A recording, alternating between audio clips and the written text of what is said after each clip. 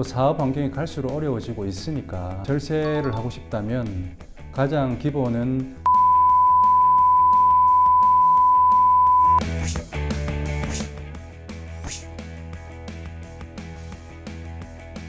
안녕하세요. 저는 주식회사 피플앤컴퍼니라고 하는 중소기업 전문 컨설팅 회사를 경영하고 있습니다.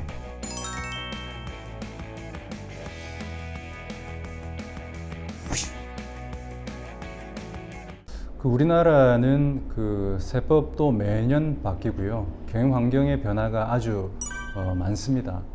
그래서 대한민국에서 사업을 한다는 게 참 어려운 일인데요.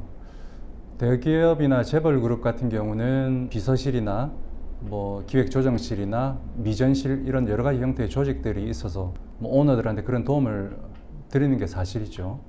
근데 우리 중소기업은 솔직히 사장님 혼자서 생산도 해야 되고 영업, 관리, 자금 조달, 많은 일들을 해야 되기 때문에 이런 변화에 적절히 유연하게 대처한다는 게 사실 어려운 게 사실이고, 그래서 평소에 재무관리나 세무관리 같은 걸 하지 않으면 나중에 큰 낭패를 처할 수 있다고 생각을 합니다.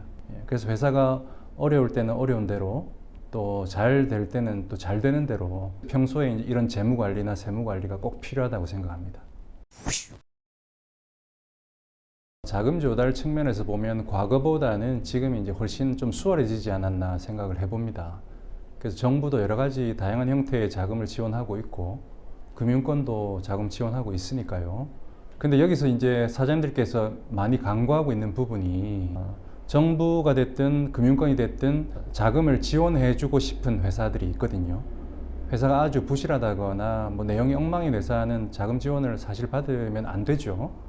그래서 회사가 사장님께서 원하시는 자금을 받을 수 있도록 그런 컨디션을 만들어 놓는 게 사실은 핵심이고 제일 중요합니다. 정부는 국민의 세금을 걷어서 사실은 자금 지원을 하는 거고, 금융권은 원리금, 원금하고 이자를 무사히 받을 수 있는 업체에다가 자금을 해줘야 되잖아요. 그러다 보니 기본적으로 회사가 안전해야 되고, 자본대비 부채 비율이나 유동 비율이나 이자 보상 배수나 기업 신용 등급이나 회사의 비재무적인 여러 가지 인증이나 차별화되는 어떤 요소들이 있는지, 성장성, 안정성, 수익성, 활동성, 이런 여러 가지를 따진다는 거죠. 어차피 상대적으로 평가를 해서 이제 자금을 지원하는 거니까, 이왕이면 동종업계 다른 경쟁사에 비해서는 조금 우월한 위치에 있는 게, 그런 상태에 있는 업체들한테 자금을 지원하게 된다는 이야기입니다. 사업 환경이 갈수록 어려워지고 있으니까 관심만 있다면 절세는 사장님 마음대로 일정 부분 할 수 있지 않을까 생각이 되거든요. 매출액을 내 마음대로 올리거나 이건 내 마음대로 되지가 않으니까. 그러니까 절세를 하고 싶다면 가장 기본은 세법에 대해서 공부를 좀 해야죠. 세법을 공부하셔서 세무처리 과정 속에서 합법적인 절세를 하는 게 저는 첫 번째라고 생각이 되고요. 두 번째는 비재무적인 여러 가지 인증이나 무형자산에 대해서 지금은 그 가치를 많이 인정해주고 보상을 해주고 그런 세상이 되었거든요. 그러니까 그런 관리를 잘 하면 또 세금을 줄일 수가 있겠죠. 그리고 한 가지 더 말씀드린다면, 이제 법인 기업의 장점인 소득 유형을 이렇게 분할해서 소득 발생을 시키면 세금을 또 줄일 수 있는 좋은 방법이 되겠습니다. 몇 가지 예를 들어 보면요, 사업을 유지하거나 성장시키거나 하려면 자금이 필수적이죠. 근데 내 마음대로 되지 않거든요, 그 자금이라는 게.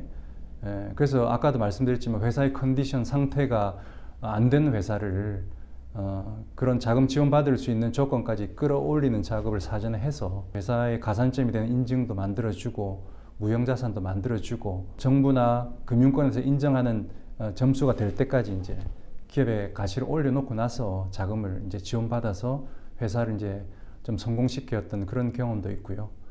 그리고 요즘 많이 이제 소득세나 이런 세금에 대해서 부담을 많이 느끼는 사람들이 계시니까 그런 개인 사업자를 영업권 평가를 통해서 법인 전환하고 소득세나 법인세를 절세해드렸던 그런 경험도 많이 있습니다. 그리고 어려운 시절이지만 지금 특히나 코로나 이후에 잘 나가는 회사들은 또 아주 잘 나갑니다. 아주 잘 나가거든요. 이런 회사들은 사실 남들은 부러워하지만 세금에 대해서 이제 절세에 대한 욕구가 아주 많이 있죠. 이런 회사들을 이제 아까 말씀드린 소득의 유형을 이렇게 나누어서 소득 발생시켜서 세금을 줄여드리고 이런 사례들이 많이 있습니다. 요즘은 많이 이제 일반화되기도 했는데 뭐 예를 들면 책에도 나와 있지만 이익 소각이라는 게 있죠. 결국은 사업이라는 게 돈을 벌려고 하는 행위인데 우리나라의 많은 사장님들이 회사가 돈을 벌고 회사가 커지고 하는 걸 자기 개인하고 동일시하거든요. 이건 잘못된 이야기고 사장님이 오너지만 회사가 이렇게 성장을 하는 거고 사장님은 거기서 급여를 받는 사람인 거죠. 예. 그래서 회사가 벌어들인 돈이 이렇게 쌓이면 이익잉여금이라고 해서 주주들이 가져갈 수 있는 권리가 있는 돈이 이제 쌓입니다. 요걸 이제 일정 부분 정리도 해야 되고 가져가셔야 되죠. 근데 요거를 이제 급여나 상여나 이렇게 근로소득으로 가져가면 우리나라는 세금이 이제 절반가량 됩니다. 그래서 사실 뭐 너무 과한 세금이 되니까 4대 보험도 많이 부과가 되고 그래서 요거를 세법을 활용해서 뭐 6억까지 가져가는데 세금 한 푼도 안 내고 가져갈 수도 있기도 하고 10억 정도 이렇게 가져가는데 세금 6% 정도만 과세하고 또 4대 보험은 부과가 안 되도록 해서 이렇게 가져갈 수도 있습니다. IMF 이후로 지금이 가장 어려운 세상이라고 이야기들 많이 합니다. 우리 사장님들 제가 늘 가까이서 뵙고 있는데 밤잠을 잘 못 주무시죠. 그런 사장님들한테 도움이 되려고 이 책을 썼습니다. 이 책을 늘 곁에 두고 읽으시면 사장님들을 힘들게 하는 고민들을 좀 해결하는 데 도움이 되지 않을까라는 생각이 되고요. 늘 건강 챙기시고 성공하는 그날까지 기운 내시고 화이팅 하셨으면 좋겠습니다. 고맙습니다.